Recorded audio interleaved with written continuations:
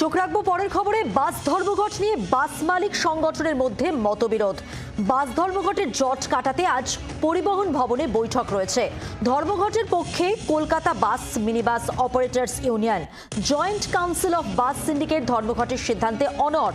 বেঙ্গল বাস syndicate সহ বাকি 4 সংগঠন ধর্মঘটের বিরুদ্ধে 22, 23 এবং 24-এ 72 ঘন্টার প্রস্তাবিত বাস ধর্মঘটের আশঙ্কা। শহরের বেসরকারি বাস পরিষেবায় আংশিক প্রভাব পড়ার আশঙ্কা। সব মিলিয়ে জানবো, সরাসরি রয়েছেন আমাদের সঙ্গে আমাদের প্রতিনিধি অয়ন ঘোষাল, তার কাছ থেকে। অয়ন, এখনো পর্যন্ত এই বৈঠক সম্পর্কে কি জানা যাচ্ছে?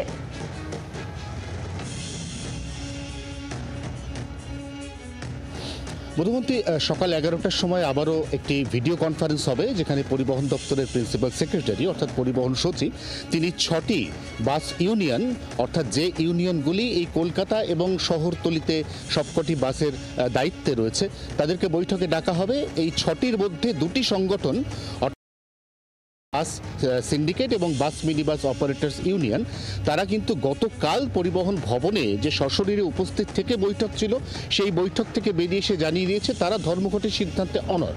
অন্যদিকে সিটি সাবারবান বাস সার্ভিস থেকে শুরু করে all Bengal bus minibus operators union তারা জানিয়েছে এই মুহূর্তে তারা সরকারকে আরও একটু সময় দেওয়ার পক্ষপাতী, এই মুহূর্তে তারা ধর্মঘটে যাওয়ার পক্ষপাতী নয়। এই অবস্থায় পরিসংখ্যান বলছে যদি এই দুটি সংগঠনও ধর্মঘটের সিদ্ধান্তে অনড় থাকে তাহলে সেক্ষেত্রে কলকাতা এবং শহরতলিতে প্রতিদিন গড়ে যে 4,500 বাস চলে তার মধ্যে 1200 বাস এই 72 ঘন্টা পথে নামবে না। এমনিতেই আমরা জানি যে বেসরকারি বাসের একটা সংকট চলছে, কাজে বেরোনো মানুষ তারা বেশিরভাগ ক্ষেত্রে বাস পান না। এই অবস্থার মধ্যে যদি 1200 বাস বসে যায় তাহলে করে বাস প্রতিদিন কলকাতার রাস্তা থেকে গায়েব হয়ে যাবে। এই অবস্থায় গোটা বিষয়টা নিয়ে নতুন করে আর কোনোভাবে জট কাটানো যায় কিনা একদিকে সেই চেষ্টা পরিবহন দপ্তর করছে, তার পাশাপাশি বাস সংগঠনগুলি তাদেরও কিন্তু একাধিক ক্ষেত্রে মতবিরোধ দেখা দিয়েছে এবং তারাও চেষ্টা করছেন, অর্থাৎ যে সমস্ত সংগঠন ধর্মঘটে যাওয়ার পক্ষে নয় তারা চেষ্টা করছেন ধর্মঘটের পক্ষে অনড় যে সংগঠনগুলো রয়েছে তাদেরকে বোঝাতে।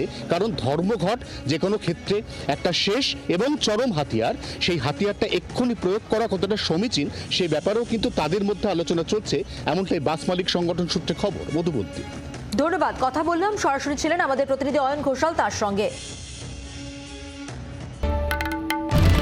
বাংলার আওয়াজ, বাঙালির আবেগ, জি 24 ঘন্টা।